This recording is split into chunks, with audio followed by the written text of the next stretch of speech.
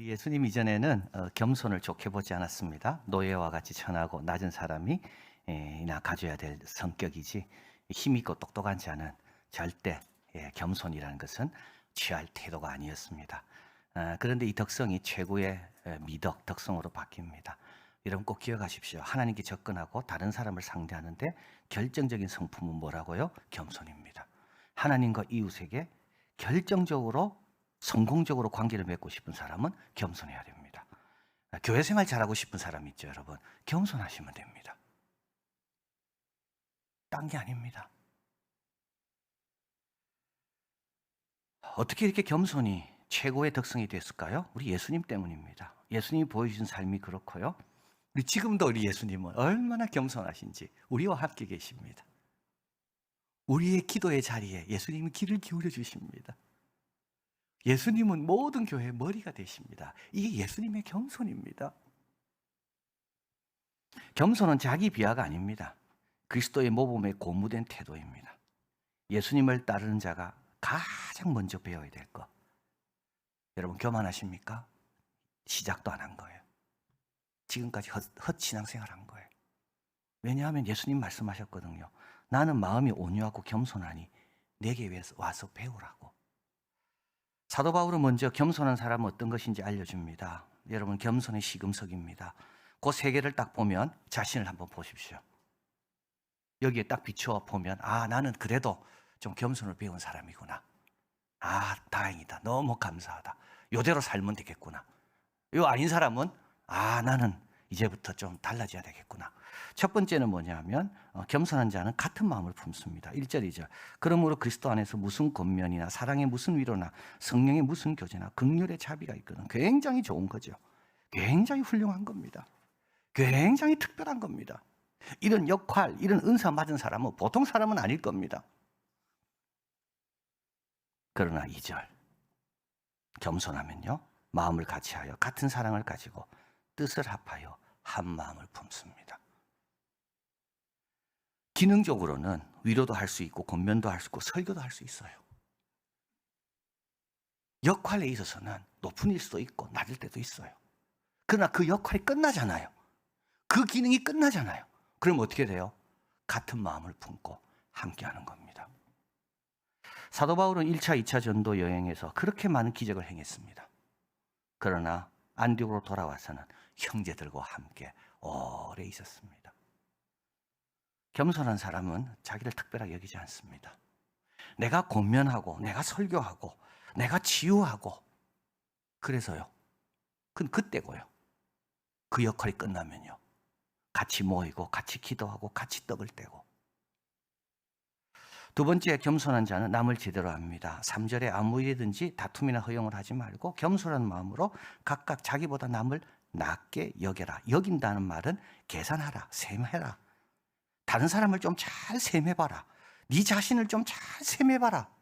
다른 사람을 잘 셈해보면 어떻게 됩니까, 여러분? 배울 게 있습니다. 나보다 나은 게 있습니다. 그와 함께한 것이 하나님의 이런 뜻이었구나. 잘 셈해보면 장점이 있습니다. 나한테 없는 거예요. 여러분 다른 사람의 장점을 잘 발견하는 사람 있죠.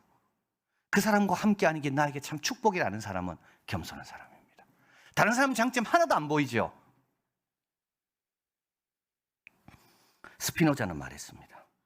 최대의 교만 혹은 최대의 자기 비하는 정신의 최대 무능력을 나타낸다. 여러분 교만은요 자랑할 일이 전혀 아닙니다. 교만은 뭐라고요? 내 정신의 무능력을 나타낼 뿐입니다. 겸손한 사람은요 셈을 잘하는 사람입니다. 마지막으로 겸손한 사람은 열매가 있습니다. 여러분 열매가 없는 사람 특징이 있습니다. 수고하고 애쓰는데 열매가 없어요. 왠지 아십니까? 교만으로 일하니까 열매가 없어요. 자, 한번 보십시오. 상대방의 가치를 제대로 알고 자기를 특별히 여기지 않습니다. 이런 사람의 권면, 이런 사람의 지도, 이런 사람의 안내는요 열매가 있습니다. 수고는 똑같이 하는데 열매가 없지요. 왜 그럴까요? 뭐가 빠졌어요. 베이스가 안 좋아요. 4절 보십시오. 각각 자기 일을 돌아볼 뿐만 아니라 자기한테도 열매가 있습니다. 다른 사람의 일을 돌아보고 이런 사람은 자기뿐만 아니라 다른 사람 일을 돌아보는데도 열매가 있습니다. 그래서 어떻게 됩니까? 이를 지켜보는 사도 바울이 너무 기쁜 겁니다. 여러분, 요리할 때 베이스가 중요하잖아요. 간장 베이스냐, 뭐 고추장 베이스냐. 여러분, 봉사할 때도 베이스가 중요합니다. 다툼이나 허영, 이렇게 봉사하는 사람은요, 다른 사람 마음 다 다칩니다. 시비로 또는 불만으로 또는 막 원망하면서 봉사하는 사람 많습니다. 이런 사람은요, 좋은 열매 절대 안 맺습니다. 겸손으로. 이게 베이스입니다. 제클린 케네디가 남편의 장례를 마친 후 1963년 10월 1일 후르초프입니다. 편지를 썼습니다. 이렇게 썼습니다. 제 남편은 전쟁이 큰 사람들보다는 작은 사람들에 의해서 시작될까 봐 걱정했습니다. 큰 사람들은 자기 통제와 절제의 필요성을 알고 있습니다. 작은 사람들은 두려움과 자존심 때문에 더 많이 움직입니다. 여러분, 작은 사람의 베이스는 뭐라고요? 두려움과 자존심입니다. 뭘 해도 자존심이 베이스입니다. 모든 신앙생활의 베이스는요, 기도고요. 모든 기독교인의 행동의 베이스는 겸손입니다. 그래야 열매가 있습니다. 자, 그러면 우리는 겸손하기 위해서 어떻게 해야 되는가? 오늘 본문이죠. 너희 안에 이 마음을 품으라. 예수 그리스도의 마음이니 겸손의 본이십니다. 위대한 스승입니다. 겸손의 스승입니다. 겸손을 최고의 미덕으로 바꿔놓으신 분입니다. 오늘 6절에서 11절까지는 빌립보서의 가장 중요한 본문이고요. 초대교회 예수님의 창가입니다. 이거는 사도 바울이 적은 게 아니고 가져온 겁니다. 초대교회는 이 6절, 3절, 3절 딱딱 나눠지거든요. 3절은 주어가 예수님, 그 다음 3절은 주어가 하나님. 3절은 예수님의 낮아지심을 강조하고, 그 다음 3절은 하나님이 높이심을 강조하는 게 초대교회 창가입니다. 초대교회 이런 것들 찬양으로 시로 불러라, 그건 시편으로 찬양한 거요. 노래로, 찬미로 이런 것들 불렀을 때 초대교회는 이 찬송을 불렀습니다. 자, 여기 앞에 세 구절입니다. 주어가 예수님, 뒤에 세 구절, 주어는 하나님. 우리는 앞에 세 구절만 하면 됩니다. 그 내가 들어가는 고기, 예수님이 들어가는 그것만 우리가 신경 쓰면 돼. 나머지는 하나님이 알아서 하십니다. 6절, 그는 근본 하나님의 본체십니다. 본체라는 말은 하나님에 속한 모든 속성, 특질을 다 갖고 계십니다. 그러나 하나님과 동등됨으로 취할 것으로 여기지 않았습니다. 이 취한다는 말은 뭐냐 하면 움켜쥐고 고수하는 것, 단단히 붙드는 것, 고집 부리는 것, 놓지 않는 것. 여러분, 겸손한 사람이 되려면요, 놓을 줄 알아야 돼요. 우리 예수님은 다 나았습니다.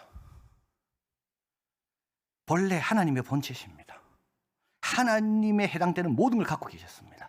그런데요, 다 놓았습니다. 7절, 자기를 비워 종의 형체를 가졌습니다.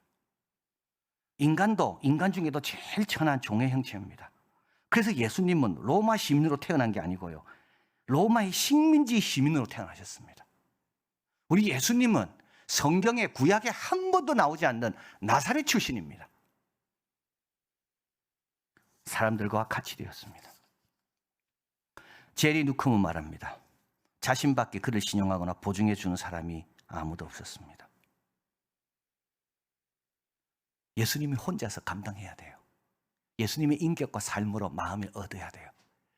예수님이 가지셨던 모든 좋은 유리한 점, 예수님은 다 버리고 그냥 갓난 아기로 이름 없는 마리아와 요셉의 집에 아들로, 거기서부터 시작하신 겁니다.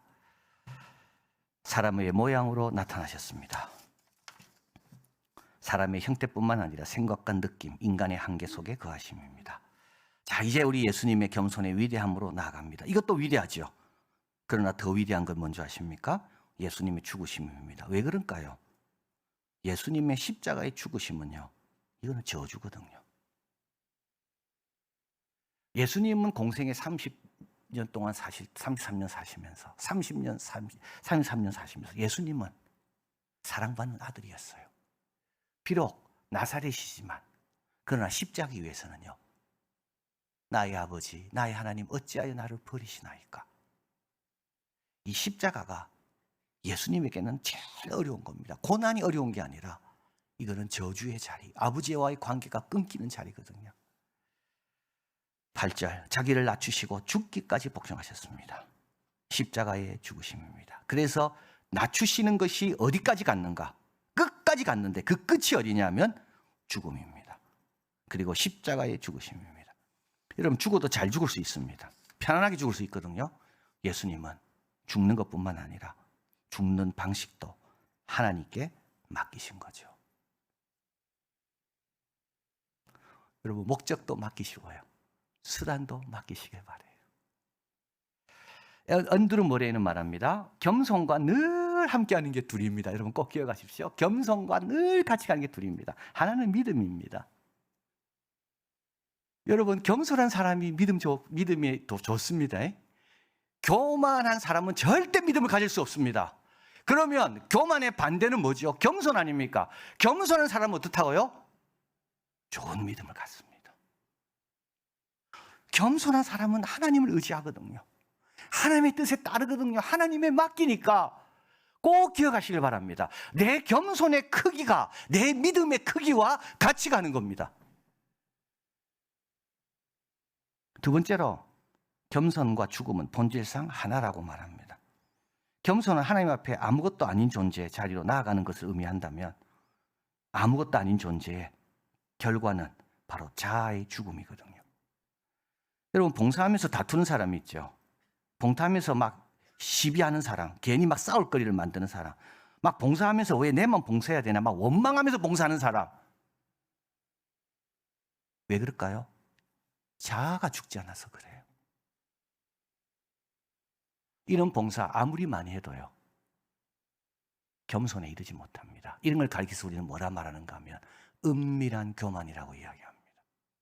자아만 자꾸 강화되는 겁니다.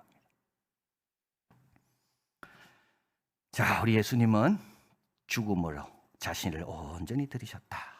하나님의 분류변의 법칙이 나옵니다. 자기를 낮추는 자라 하나님은 높이십니다. 9절 이름으로 하나님이 그를 지극히 높여 모든 이름 위에 뛰어난 이름을 주셨습니다.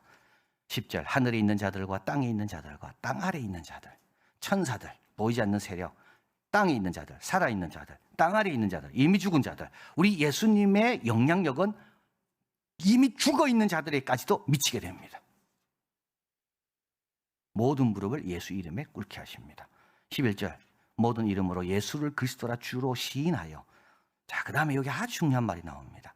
하나님 아버지께 영광을 돌리게 하셨느니라.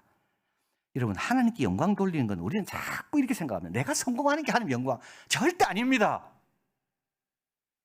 하나님께 영광 돌리는 것은 뭔지 아십니까? 꼭 기억하십시오.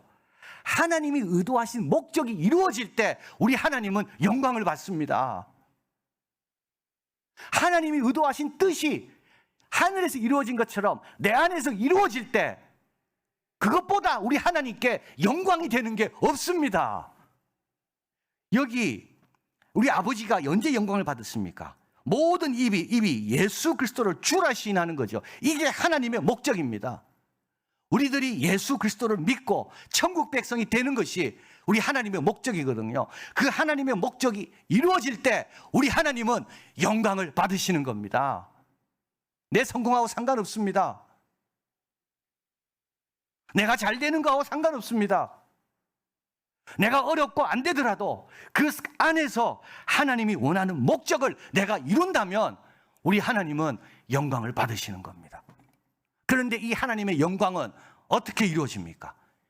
예수님의 겸손, 낮아지심으로 이루어진 겁니다. 이언 샤피로가 적은 정치의 도덕적 기초에 보면 우리가 민주주의를 좋아해야 되는 이유가 있습니다. 민주주의를 지켜야 되는 이유. 민주주의는 두 개가 있습니다. 하나는 동기가 있고 하나는 자원을 갖고 있습니다. 동기라는 말은 뭐냐면 권력을 바꾸고자 하는 겁니다. 더 나은 대안을 선택하고자 하는 겁니다. 자원은 뭐냐면 이를 위해서 내가 대안을 원하는데, 내가 지금 이 정권이 싫고 나는 다른 정권을 원하는데 대안이 있잖아. 이게 동기잖아요. 근데 자유와 권리가 행사되고 제도가 작동하는 것이 자원인 겁니다. 지금 이란에서 지금 한 22살 여성이 히잡을 잘못 썼다고 도덕경찰에 맞아가지고 죽었습니다. 그래서 지금 이란에서 막 참 여성들이 너무 용감해요. 이런 면에서 남성들은 비겁해요. 여성들이 나서서 히잡을 태우고, 근데 선택할 수가 없어요. 동기는 있는데. 왜냐하면 그 나라는 이슬람 공화국이기 때문에 아무리 원해도 바꿀 수가 없어요. 민주주의는요, 원하면요, 바꿀 수 있는 것입니다. 신앙생활은 뭘까요, 여러분? 원하면 바꿀 수 있는 게 신앙생활입니다. 우리에게 동기가 있습니다. 하나님과 사랑 관계에 있어서 좀 장애물이 되는 좀 교만을 좀 없애버리고 모든 관계에 행복과 풍성을 누리게 하는 이 겸손을 내가 좀 택하고 싶은 거. 참 수고는 하지만 별 열매는 없고, 그래서 내가 좀 선한 열매를 맺고 싶어 하는 거. 그리고 예수 믿은 지 내가 10년, 20년, 30년이 되는데 예수님의 제자다운 모습을 좀 제대로 갖추고자 하는, 이게 다 동기죠. 여기에 자원이 있습니다. 성령께서 함께 하시고요. 이런 동기를 실현하게 하는 훈련과 연단의 자리가 있죠. 거기가 바로 교회인 겁니다, 여러분. 예수 그리스도의 영인 성령 의지하시고요. 그리고 예수 그리스도의 몸인 교회, 훈련과 연단의 장소, 여기서 우리 예수님을 본받으려고 나도 결단하고 버릴 걸 버리고 한번 인도하는 대로 가본다면 우리 예수님의 마음을 갖게 되고 자신과 이웃에게도 유익을 주는, 하나님이 원하시는 바가 이루어지는 그와 같은 영광스러운 일에 쓰임받는 우리가 될 줄 믿습니다. 사랑의 하나님, 감사합니다. 계속 나가지길 원합니다. 계속 고집부리지 않고 비우기를 원합니다.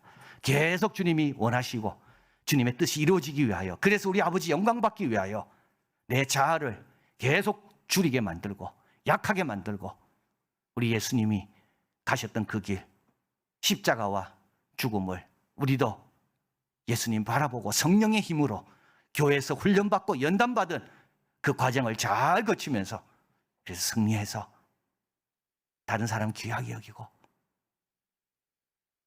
내가 수고하는 일에 선한 열매가 맺히고, 그리고 우리 주님이 계시는 그 낮은 곳에 나도 늘 함께하면서 아버지의 목적을 이루어드리는 우리들이 다 되게 하여 주시옵소서. 모든 말씀 예수 그리스도 이름으로 기도하옵나이다. 아멘.